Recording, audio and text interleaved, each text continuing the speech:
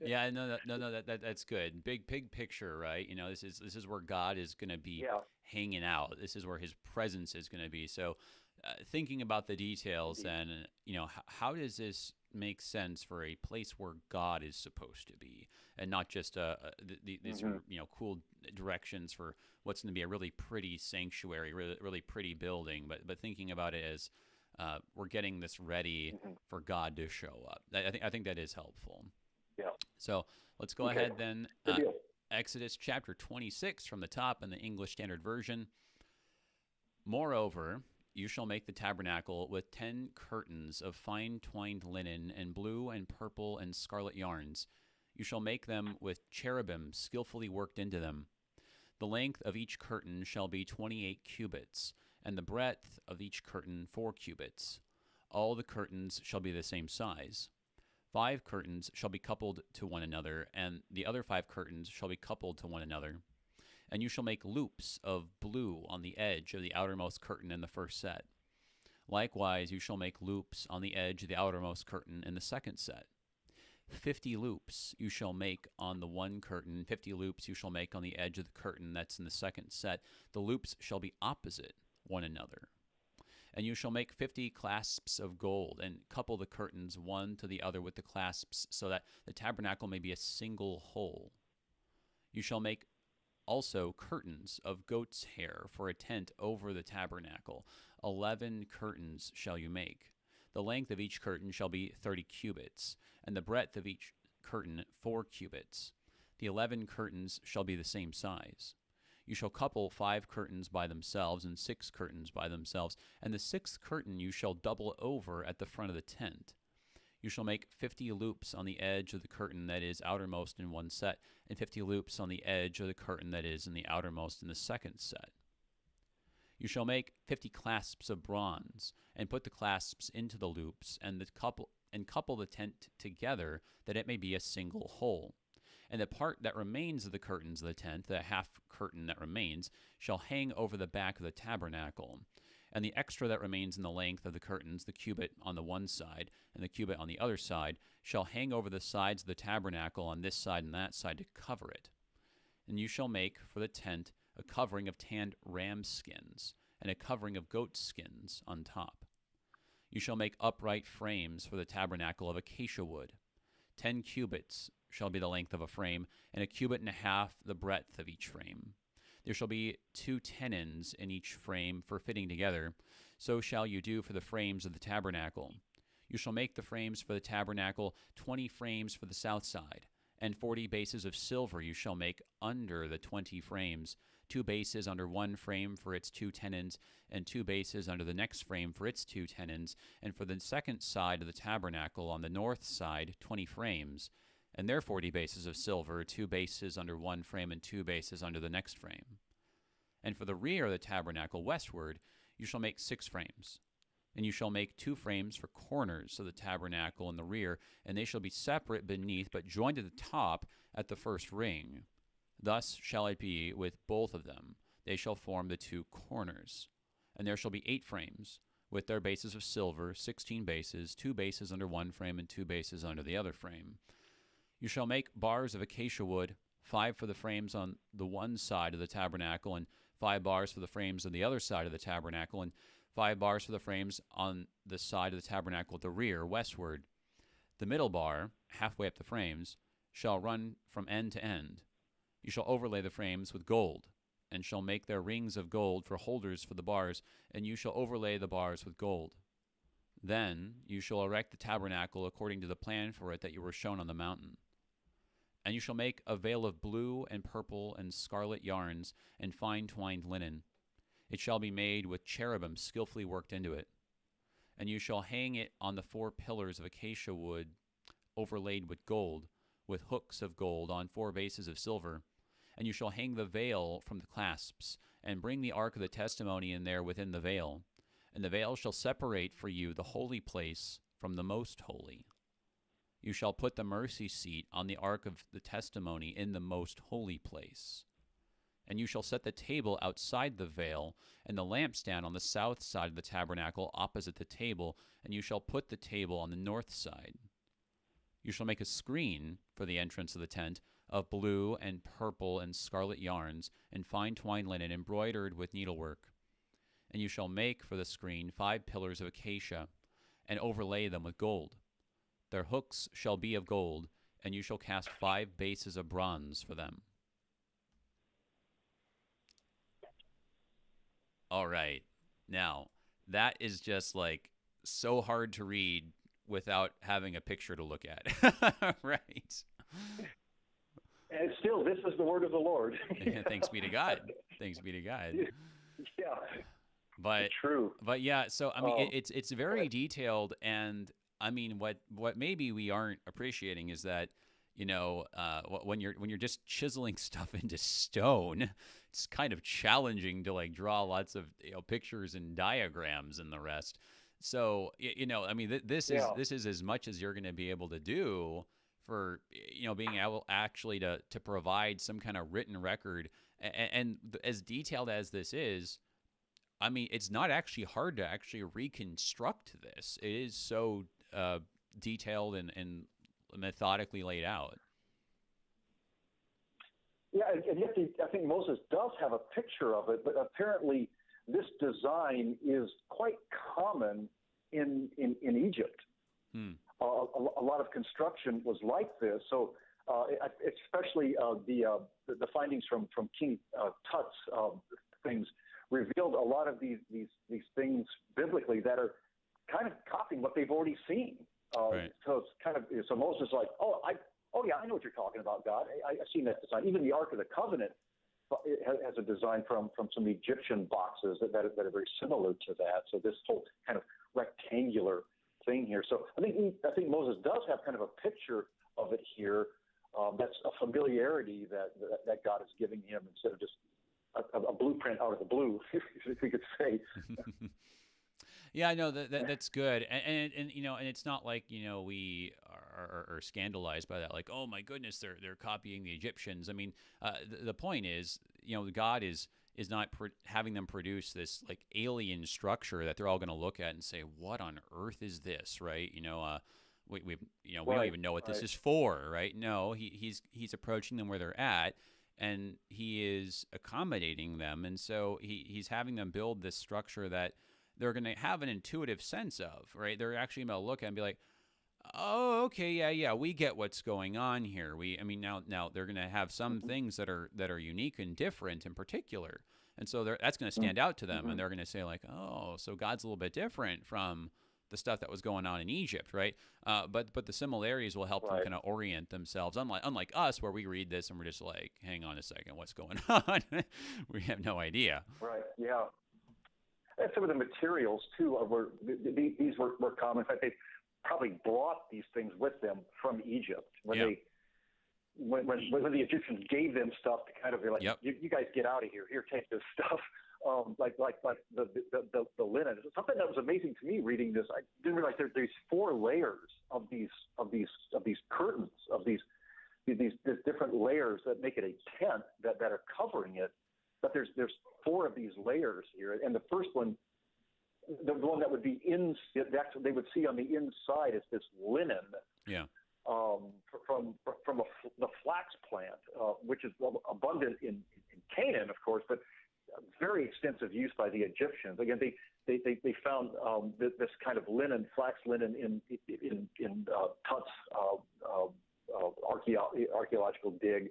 A pair of gloves, apparently, that were so fine they were almost transparent, of this linen that's really very versatile, but very special kind of fabric here. Yeah. When Joseph was, kind of when he revealed all of his plans, and he was elevated to the vice presidency, if you will, of Egypt, they dressed him in a white garment of linen. Right. Here. So, and part of the high priest garb has linen in it. And of course, our true high priest, Jesus, was buried in this type of fine linen. Mm-hmm. So even the materials here are not that new to them. Right. I like in that linen too, that looking ahead with the linen in Revelation, in the Revelation to John, In chapter 15 and 19, the saints are clothed in pure, bright linen, and the bride of Christ is adorned in this. And the armies of heaven, following the pale horse, are in this linen. So this is a very special cloth that's going to be used there, common, but for a very special purpose now that's going to make them different than anybody else in their worship situation. Yeah, no, and I appreciate you breaking it down that way because, I mean, well, for several reasons, but especially connecting it back to the Exodus, right? Because we had that comment about, they're going to be, plundering the Egyptians. And so we're actually really seeing it, come to fruition. Why did God have them do that? Well, so they could actually do this, and so they could actually build the tabernacle. So that's why he was naming, silver and gold and bronze, and along with that, we would assume some of these sorts of materials. Now, I mean, some of them they would have been able to produce themselves out here in the wilderness, like the stuff out of maybe goat's hair. They have goats, so they can do this, right? But right. A lot of this other stuff that they needed to bring it from Egypt, and then as you were saying also, and this is maybe. I'm not sure I kind of appreciated this. They're also bringing with them the knowledge they gained from Egypt in terms of how to work with these materials and how to do this. Like, if they hadn't learned all this stuff in Egypt as this servant slave class, building these things and weaving these things and putting these things together for the Egyptians, they wouldn't have been able to do this for the tabernacle. And God is correspondingly given them a project that's within their skill set. I guess it's kind of a way of, theologizing everything that pastors do is he's redeeming their slavery. Yeah. And the time they were there to say, okay, you picked this up. Remember, these are some things that are valuable that you're taking with you from there. Right. So yeah, kind of redeeming their years of slavery, I suppose. Yeah. Yeah, no, I like that, like redeeming it, right? Like this idea that they have this knowledge, and God says, well, you know what? I want you to use all that knowledge, all that stuff that you got for the Egyptians, right? All that stuff that you thought was just bad and terrible, and how could God ever let us endure this time in Egypt? But I'm going to show you how I'm going to use it for good, and I mean, and I think that both, is the redemption, and then also, I think for us too, it also points to how the knowledge that we gain in our study and in our work, we shouldn't look down on that as like, oh, this is just this kind of like secular stuff that I do, and all this secular knowledge and study, it's not really worth anything, because God brings all that stuff into His service. Gosh, can we say that he's redeeming a vocation of slavery? Maybe that's going too far. I don't know. But I think we can say he's redeeming it without endorsing it. Indeed, yeah. That's you bailed me out. Thank you for that. Yeah. Well, I mean, we're a team here, so yeah. No, I mean, like, go ahead. How Joseph, when he's revealed to his brothers there in Egypt, and how they're so remorseful of what happened. He says, "Hey, you meant it for evil, but God has brought something good out of it here. The Egyptians meant the slavery is something bad, but there is something we can say good that's coming out of this." Yeah, that's right. God, and well, I mean, and actually, it really is a testament to the glory of God that He can work good even out of just absolutely terrible things. And in fact, the more terrible a thing that He works good out of, the more you have to step back and say, wow, only God could have done this to bring that much good out of something so dark, so terrible. So I think that's helpful, and that kind of pertains, like you were saying, to some of the stuff on the linen. Another thing about the linen, so you have the colors of it, right? And we talked a little bit about that last time, because I think we had the colors there in chapter 25 as well. And so we mentioned that, blue and purple, very rare. And in fact, purple in particular was still very rare even in the New Testament times, which is why it continued to be used for the aristocracy, nobility, the ruling class, right? So yeah, we're not surprised that we would see these royal colors, a royal blue and a royal purple, used to represent their king in their midst, right? The highest authority. Scarlet, though, it's interesting. This is a particular color. You see scarlet in a few places throughout the scriptures, and I think the sense might be a little bit different in different locations here. But I think that one thing I didn't really bring out very well last time was that this isn't just red. And in fact, I did like a little bit of follow-up reading because red would have been a very common color, right? Like I remember reading once, you know why they used to paint all the church doors red? Like this was fascinating to me. Like when someone told me this, because I'd kind of heard pious answers like, well, it's because of the Reformation, or like it's because of the Holy Spirit, or it's a reference to Passover, how the blood on the doors, right? And all those things are cool, and like I'm not gonna like say that you can't think of it that way, but what I was told was, well, historically, well, it's the same reason why they painted all the barns red, because it was the cheapest color of paint, because it's rust, it's everywhere. It's what you have. It's a practical color. I mean, the paint's there mostly to protect the wood. Not necessarily because for like these kinds of aesthetic, theological reasons. But the thing is, the red here is not an ordinary red, and in fact, this scarlet, they've done some archaeological stuff, is out like also. I mean, it's a very deep color. It's kind of purple tending towards red. Almost like some kind of like burgundy or maroon. And it also would have been very, very rare and expensive to procure these three colors together. Yeah, because scarlet comes from a particular insect. Yeah, right. To get the color from that. Yeah, the cochineal bug or something. I'm not too versed on that, but it's. Yeah, you got to get it from a bug. You can't just drop it, put some red dye. You get this is hard to get. Right. How many of these little bugs do you need to chase down and squish to like be able to actually dye the entirety of the tabernacle? That's good. That's going to take some doing. I think it has to be the female. Yeah. Too. It's yeah. So it's yeah. It's very in our liturgical colors. I think scarlet is an option for Monday, Thursday, maybe. I think so. I think so. Yeah. I don't know particularly why, but it's that rare. I guess even in our liturgy. No, it's true. Yeah. Well, I mean, it makes sense though, because I mean, like you were saying, you already made the connection, and we were making this connection last time too. It's in the book of Hebrews that spells it out so well.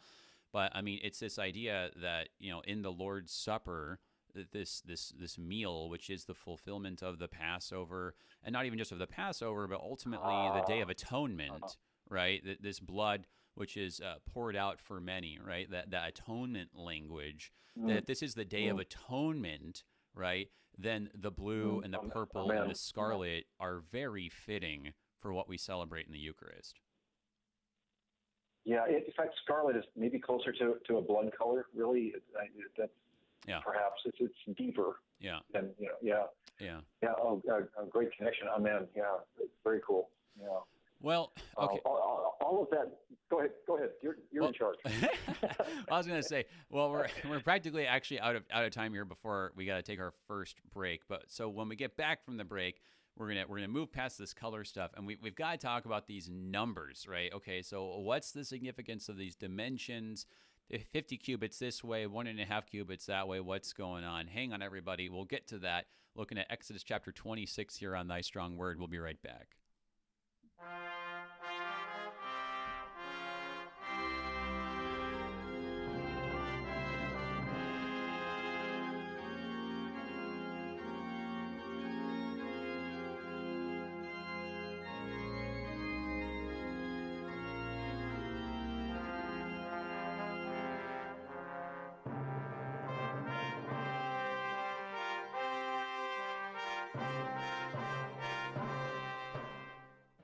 The Lutheran Church Missouri Synod. Okay, so we'll turn down the studio for the moment here just a little bit. Yeah, so Exodus 26 here, it is, isn't it something? We get a lot of numbers with these dimensions here. We remember a cubit, just so we're kind of like on the same page, is about like 1.5 feet, right? It's like this length. It's your forearm. A kind of interesting point, actually. The Hebrew word for hand actually refers to this. I mean, it refers to like the whole thing from your elbow upwards. Which is just, I mean, it kind of elucidates this a little bit, but this idea like a hand, or like this forearm was just, I don't know, it was just kind of like in their minds. But so yeah, so that's like kind of like the sizes we're working with. I really want to talk to you a little bit about the cherubim showing up again. The cherubim, we talked about those, kind of bodyguard, guardian angels a little bit last time.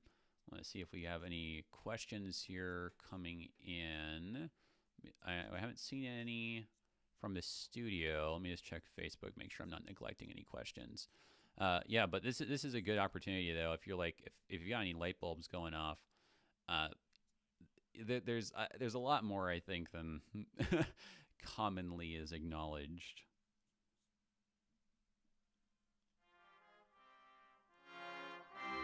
Welcome back, everybody, to Thy Strong Word. I'm Pastor A.J. Espinosa. We're looking at Exodus chapter 26, the construction of the tabernacle. We talked before the break about this fine linen, which they learned to work with, and they probably even got some of it from Egypt, right? And like the significance of that, God redeeming. And we're now hopefully going to have a chance to talk a little bit about all these numbers, because man, we got these really specific measurements, and we shouldn't neglect what we might be needing to pick up here, because like none of these numbers are ever arbitrary. If you've got any questions for us, because there's a lot of things going on here, so if you got any questions for us or comments, or I don't know, if you've maybe seen like a really helpful diagram somewhere, you want to share it for everybody, like, hey, this is a good resource, go check this out. You can get a good picture of it. Give us a call. You can call 1-800-730-2727, or if you're in St. Louis, 314-821-0850. Also, you can send an email to kfuo@kfuo.org, or you can hop on the Facebook stream, facebook.com/AJ Espinosa. So we're joined today by our guest, Pastor Richard Mitwoody, pastor at University Lutheran Church in Austin, Texas. Yeah, brother, I wanted to ask you, I mean, how's it going over there right now? I mean, aside from being absurdly hot, I hope you and yours are doing okay in the midst of that. But just in terms also just of all the uncertainties about college campuses, and are we gearing up for a fall semester or not, those sorts of things. Yeah, it's hot in Texas, but it's summer, so what's new? What's new? It's supposed to be hot. That's no big deal. Yeah. The coming semester is still kind of.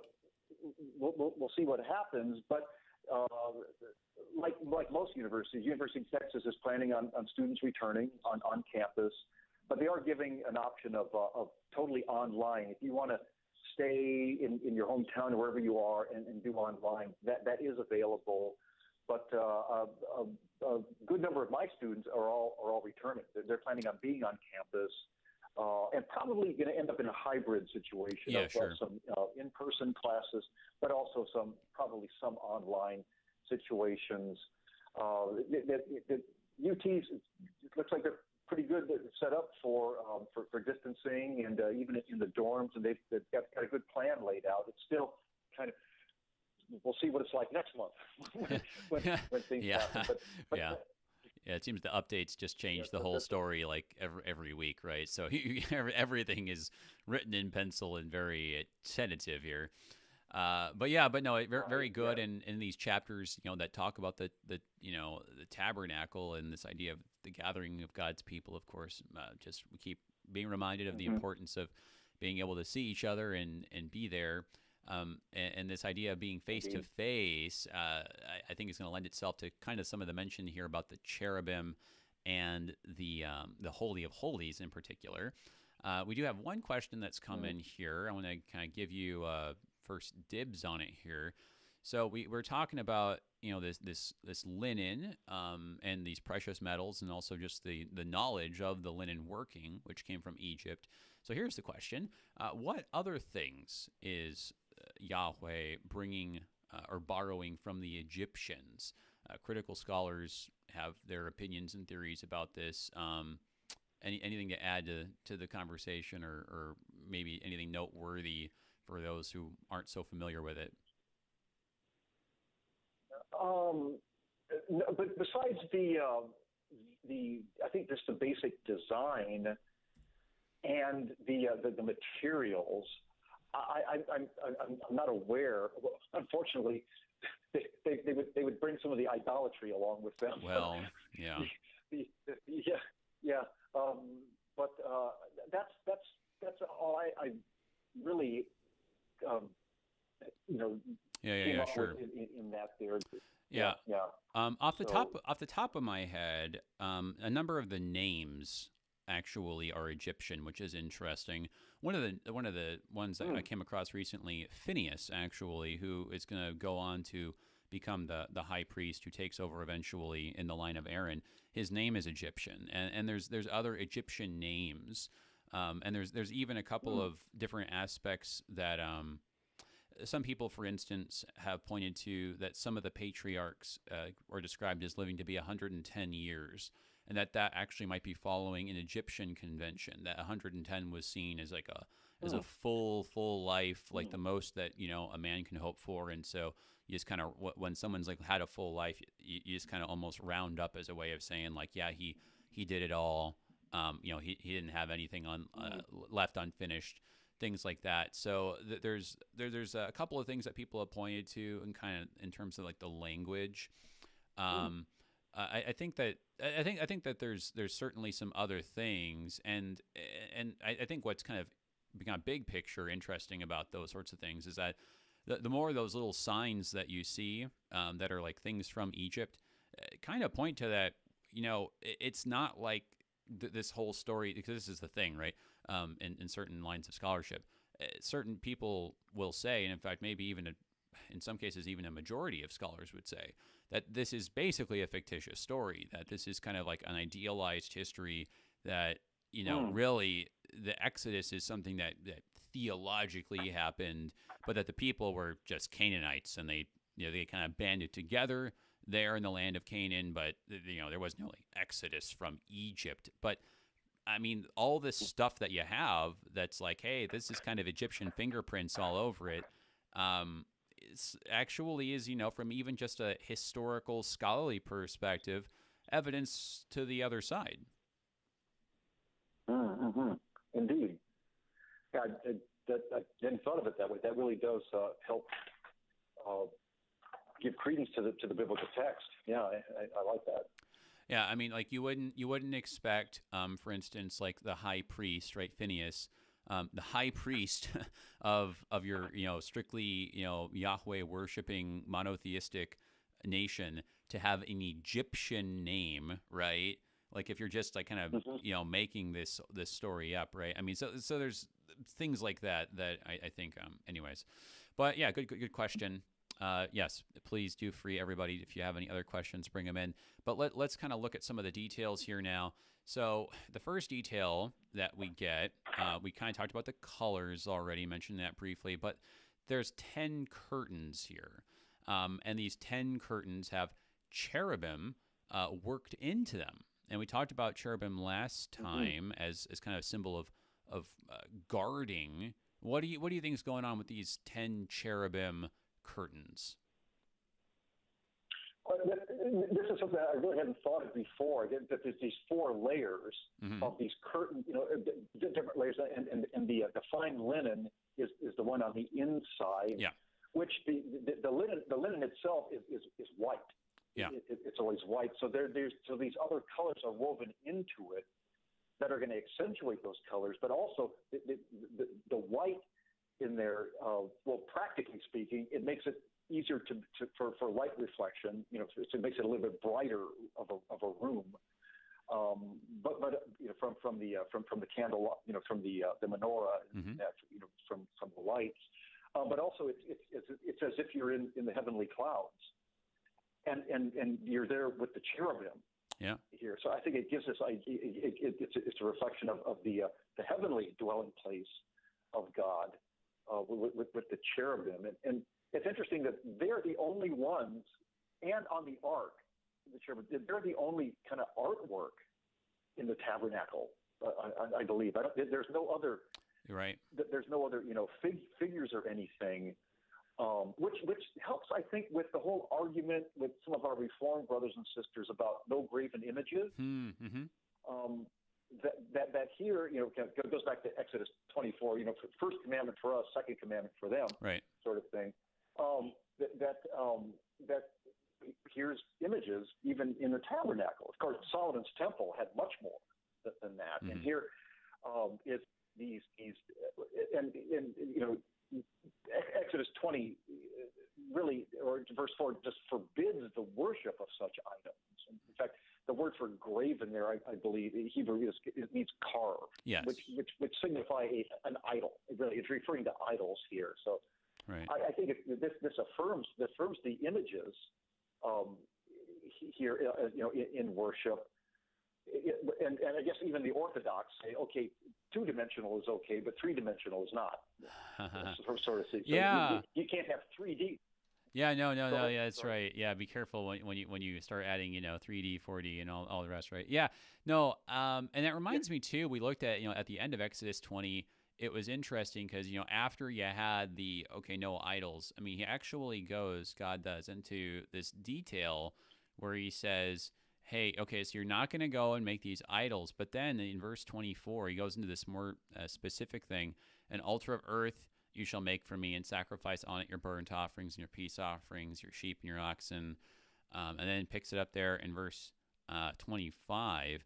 If you make me an altar of stone, you shall not build it of hewn stones. For if you wield your tool on it, you profane it. And I think that kind of gets to the 3D thing.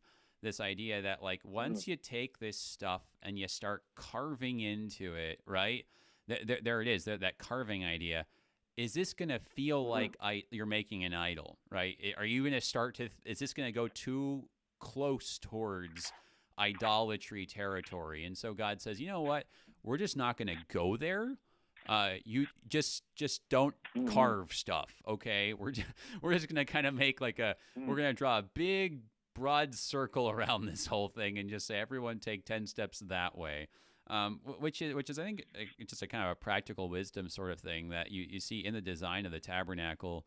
God has put this symbolism to help his people understand in it, and yet he is staying far, far away from anything that might trip them up and give them the wrong idea. So there's not going to be any carvings of angels just standing around in there, lest they be tempted to fall back into idolatry. It's just going to be woven in there as a reminder, right? Like you were saying, that when you're in the tabernacle, you're in heaven, because heaven is where God is. And just like the Garden of Eden, cherubim are there guarding the presence of God. Yeah. And that may be something that God is actually, or in this case, Yahweh is protecting them against something from Egypt, are their images, their carved images of their animal, deities, and their worship of those. So it's kind of separating them as His people from that, protecting it from that. That part of the culture, I don't want you guys to be a part of. Right. Yeah. So I get, yeah. So that's an important distinction, like we were talking about. Like God's going to say, okay, these aspects of your experience in Egypt, I'm going to redeem, and you're going to put them in service to me. Other things we're just going to stay clear, far away from, because I know you guys are going to slip up and fall off the other side there. And in fact, I mean, you see, God's just absolutely right, because what's going to happen in 6 chapters, right? So it's just kind of the vindication. Here comes that golden calf. Yeah, right.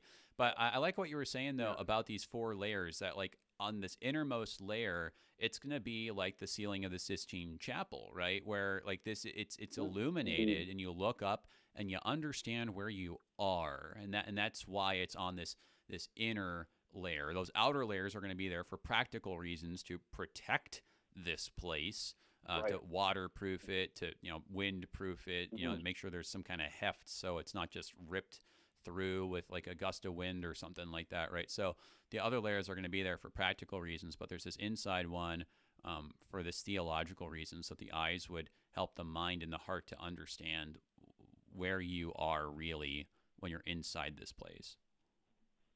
Yeah.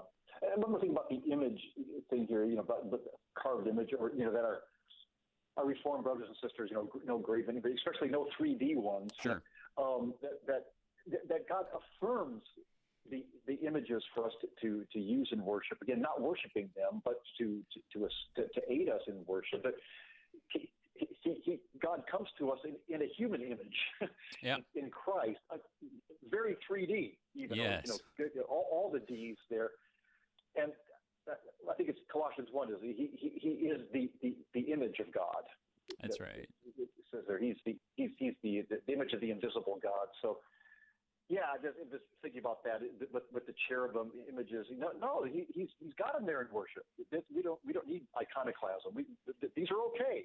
We can do this. Well, and I think that's helpful too, because one, it shows us kind of the overarching thing, which is that when you have a crucifix, right? That's the image that God Himself made, right? Well, for Himself, and then two, kind of again appreciating. These things are contextual. This is God knows His people. They just came from Egypt after being there for 400 years. Like, He knows what they're going to slip up and do. I would imagine that most Americans are not inclined to set up a golden calf. That if you start seeing pretty images inside your sanctuary, you're not going to be tempted to go home and melt down all your jewelry and make yourself an idol in that way, right? So, I think there is, and this is, I think, what Paul gets into in 1 Corinthians, that the way that we worship ultimately is obeying the law of love, that what we're looking at is, hey, is this going to cause my brother or sister to backslide into something, right? Does my brother or sister have this history that if I start doing this stuff, it's going to mess them up, right? And so that's the question we're asking. And so, yeah, we might find ourselves to be free and say, yeah, we can have statues and carvings. That's not a problem for the brothers and sisters in our congregation. But maybe there's actually some other things that would be. And so we voluntarily, out of love, actually give those things up in our worship for their sake. Mm-hmm. Indeed. All right, so I've been promising that we're going to talk about the numbers. So it's okay. There's 10 of them.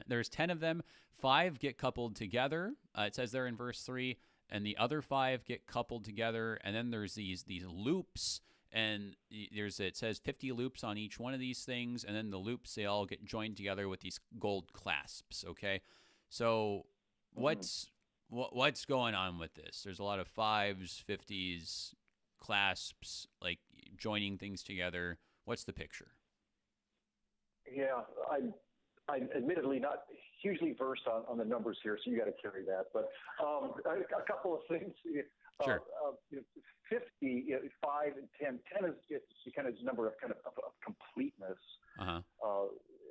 sort of thing here, and 50. It symbolizes, deliverance or freedom from a burden.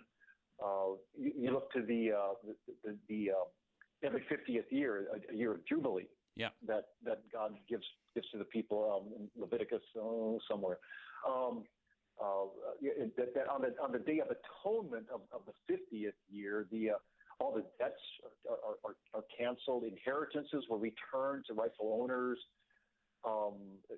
Slaves who were working to repay a debt, I believe they were given freedom to go to wherever their home was here. I think it's kind of sad. I don't think we ever have recorded in Scripture anywhere a year of Jubilee being observed. That's kind of going off track. Yeah. But no, that is extremely helpful though, right? Because we kind of miss that. We of course think of the Sabbath. That's 7, right? But again, 7 times 7, 49, right? So what happens, right, when you have like a period of 49 years elapse, right? Like, well, there's a 50th then, right? And so kind of using that sort of inclusive numbering sense, 50 does stand for like a Sabbath of Sabbaths. And so I think you've just hit the nail on the head that this 50 number pops up, showing that this is this place of rest, right? And this is, I think this is important because as we keep saying, this isn't God just being like, here's all these rules, man, and if you miss one of these clasps, I'm going to thunderbolt you guys. Like this isn't legalism.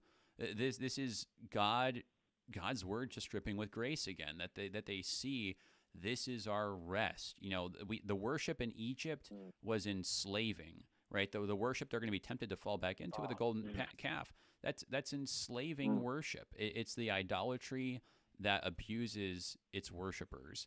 But this is worship that gives rest and joy and peace and freedom to its worshipers.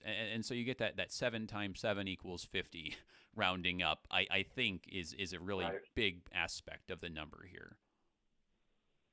Yeah, that's a really good point about this whole structure here. What you do here, this is for this is for rest for you, for your soul, for the forgiveness of your sins. And how every time we go into worship, that it's good to find rest there. You know, why it's called a sanctuary, right? This is a place of rest from everything else going out there in this wild and crazy world, especially in these wild and crazy times. Yeah.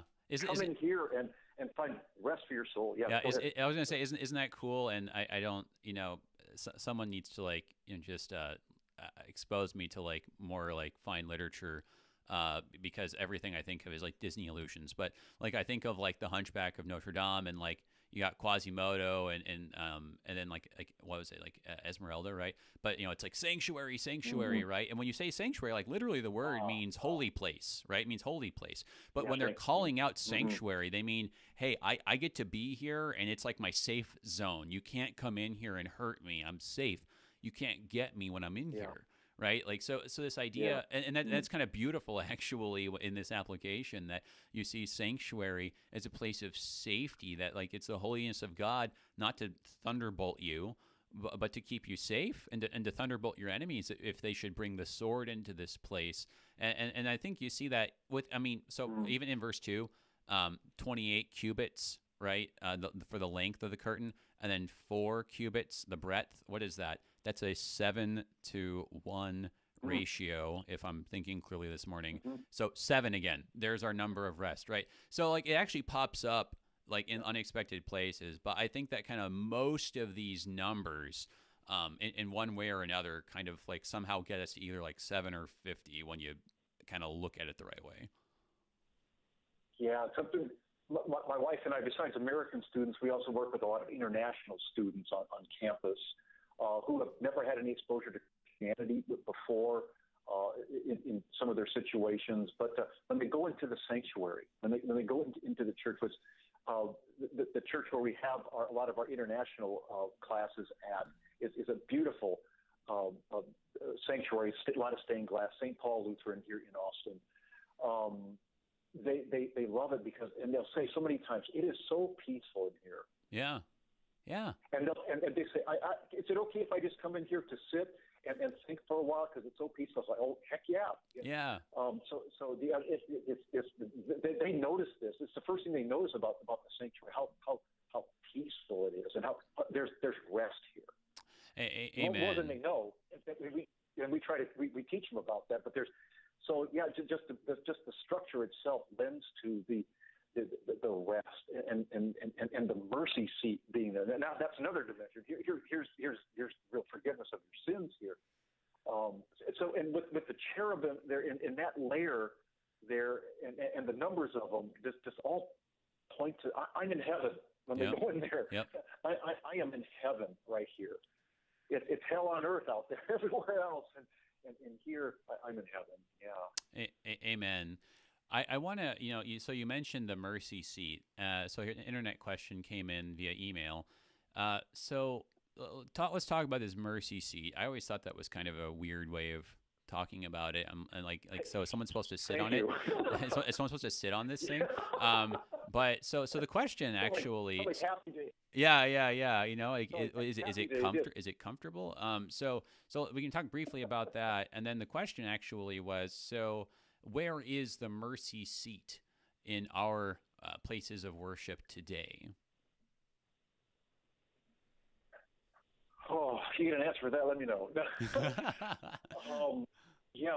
Well, the mercy seat, once a year, Day of Atonement, the high priest would, at the risk of his life, go in there in the Holy of Holies and would pour blood there. Mm-hmm. If it's my memory serves me correctly here, Mm-hmm. that's now Christ's blood. That is our mercy seat. We, of course, we don't have the Ark of the Ark of the Covenant anymore. It's in a warehouse in Area 51, as we know from the movies. Yeah. But the mercy of God, where He meets us now, is in His Son Jesus Christ, and in His blood poured out for us. There's an altar there with that body and blood on it, and we received that mercy bodily as he gave it to us bodily. So that would be the best pastoral theological answer I can give for that.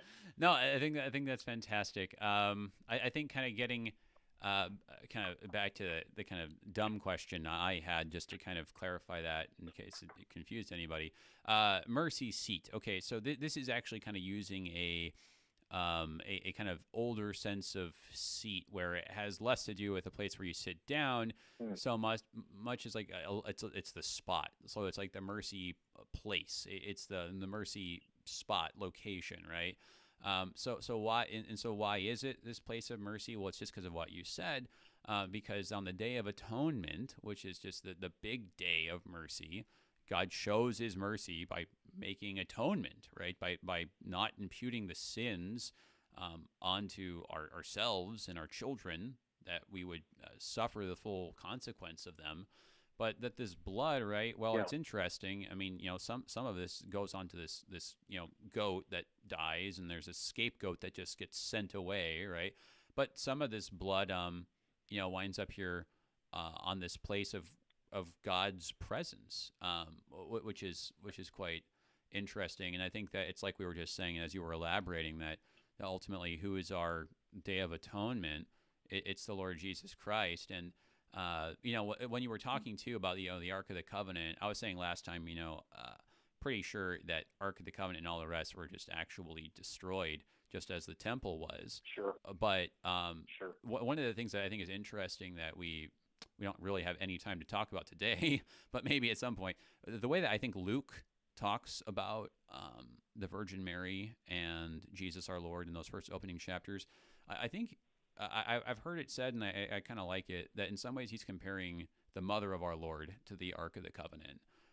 Because, I mean, when you think about it, right, I mean, that's what's going on. If God is showing up and He's there, right, at the mercy seat of the Ark of the Covenant, well, that's what He did with the Virgin Mary, that, there's Mary and then there's God, right, showing up and making Himself present among His people.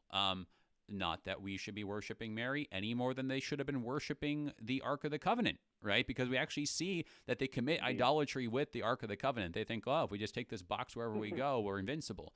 No, it didn't work out in the Bible any more than it did in Indiana Jones, right? I've got to stop. Right. But so I think there's some important connections for us to see that, and that really it's in the Ark. It's in the meal, in the supper, sacrament of the altar, that we have our Day of Atonement. And that's why it's appropriate to put blue and purple and scarlet and use that, right, for that Holy Thursday. We have it still. So thank you so much, brother. It was really awesome having you on for the first time. And wow, what a chapter we gave you. But I think we did some good stuff here. God bless you and all the students that will be coming back real soon. Thank you. My pleasure. God's blessings to you. Thank you, brother. Everybody, that was Pastor Richard Mitwitty, pastor at University Lutheran Church, Austin, Texas. I'm Pastor A.J. Espinosa. Moving on to 27. Till then, peace. Produced by the Lutheran Church Missouri Synod Office of National Mission in cooperation with Worldwide KFUO. the official broadcast ministry of the LCMS. Your support is vital for this program to continue. You can make a gift safe, secure, and easily online at KFUO.org. Thank you for listening and supporting